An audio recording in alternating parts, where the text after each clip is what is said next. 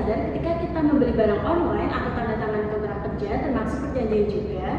Nah, dalam hukum ada yang namanya asas hukum perjanjian. Asas sendiri berarti pedoman atau dasar berpikir. Sedangkan perjanjian merupakan suatu perbuatan ketika satu orang atau lebih saling mengikatkan diri kepada orang lain. Nah, dalam konteks ini, asas hukum perjanjian merupakan pedoman dasar terbentuknya suatu perjanjian. Yang pertama adalah asas kebebasan berkontrak. Asas ini memberikan kebebasan kepada para pihak untuk membuat, memilih dengan siapa, menentukan isinya, hingga menentukan bagaimana bentuk perjanjiannya. Contohnya, seorang penjual online membuat sendiri aturan terkait pemesanan custom produknya. Namun, perlu diingat lagi bahwa aturan yang dibuat tetap harus sesuai dengan hukum yang berlaku. Yang kedua adalah asas konsensualisme. Asas ini berarti suatu perjanjian dianggap sah ketika kedua belah pihak sudah mencapai kesepakatan. Misalnya, saat seseorang diterima kerja dan menandatangani kontrak kerja, pada saat itu pula telah terjadi perjanjian karena keduanya sudah saling sepakat untuk melaksanakan kontrak kerja yang disetujui bersama. Selanjutnya ada asas pasal sunterpanda. Dalam asas ini, suatu perjanjian harus dibuat secara sah dan peraturan-peraturan di dalamnya merupakan undang-undang bagi mereka yang membuatnya. Jadi kalau kalian melanggar ke perjanjian tersebut, kalian bisa dituntut loh. Andi menyewa ruko selama 2 tahun dengan perjanjian tertulis. Namun, Andi tidak membayar uang sewa selama 6 bulan tanpa kejelasan yang jelas. Akhirnya, hal tersebut menimbulkan pelanggaran dengan pasal 1243 ganti rugi akibat tuan prestasi. Pemilik ruko akan mendapatkan perlindungan hukum dan pemilik ruko berhak untuk menuntut Andi. Nah, lalu selanjutnya ada asas kepribadian. Dalam asas ini, suatu perjanjian hanya menekankan bagi orang-orang yang membuatnya. Jadi, kalau kalian itu tidak ikut andil dalam suatu perjanjian tersebut, ya kalian tidak terikat. Tetapi ada 2 pengecualian. Pertama, janji pihak ketiga, seperti asuransi yang manfaatnya buat orang lain. Kedua, perjanjian garansi. Misalnya, istri menjamin utang suami karena keduanya tanda tangan di surat perjanjian dengan bank. Dan yang terakhir ada asas iktikat baik.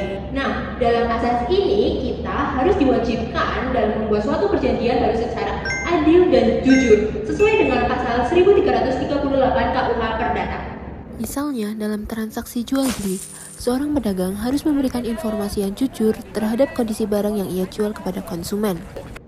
Oke, kalau teman-teman udah tahu mengenai asas perjanjian, selanjutnya ada beberapa syarat perjanjian agar teman-teman tidak senang membuat perjanjian. Syarat perjanjian digolongkan menjadi 2, yaitu syarat subjektif dan syarat objektif. Yang dimana syarat subjektif terdiri dari kesepakatan dan kecakapan, lalu syarat objektif terdiri dari persoalan tertentu dan sebab yang halal.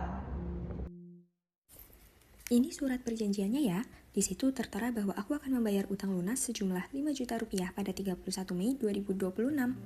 Baik, kalau lebih dari tanggal tersebut akan terkena denda 2% per minggu. Bagaimana? Sepakat? Oke, sepakat. Jadi, perjanjian itu nggak sebatas jari kelingking yang saling terikat ya, tapi juga harus sepakat antara dua belah pihak. Terus, apa cuma soal sepakat? Enggak dong, ternyata ada beberapa kriteria orang yang sah untuk membuat perjanjian. Kalian tahu nggak kriterianya apa? Sebenarnya, semua orang dapat melakukan perjanjian, kecuali yang dinyatakan belum cakap oleh undang-undang, yaitu orang yang belum dewasa atau anak di bawah umur, dan orang yang ditempatkan di bawah pengampuan atau orang yang tidak bisa mengendalikan dirinya sendiri. Jadi, kita nggak bisa seenaknya ya membuat perjanjian dengan siapapun. Masa iya mau ngajak perjanjian sama bayi? Syarat selanjutnya yaitu persoalan tertentu. Tahu nggak sih yang dimaksud persoalan tertentu itu apa? Jadi persoalan tertentu adalah hak dan kewajiban yang muncul atas perjanjian yang terjadi. Bisa dibilang objek perjanjiannya sih. Contoh dari case tadi adalah uang 5 juta rupiah yang akan dibayarkan pada 31 Mei 2026.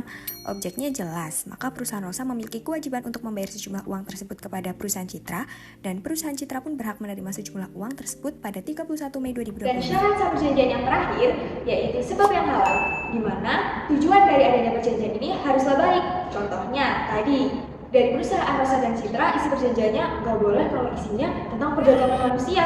Nah ya. Jadi, aku harap teman-teman bisa paham apa yang disebut dengan sebab yang halal dari objek perjanjian. Terus, gimana kalau syarat sahnya tidak terpenuhi? Nah, kalau syarat sah yang tidak terpenuhi adalah syarat subjektif, maka teman-teman bisa membatalkan atas kesepakatan kedua belah pihak. Tapi, kalau yang dilanggar adalah syarat objektif, maka perjanjian harus dibatalkan atas dasar hukum. Jadi, kalau menurut aku, mending nurut syarat sahnya ya, daripada perjanjian tersebut nggak ada harganya sama sekali.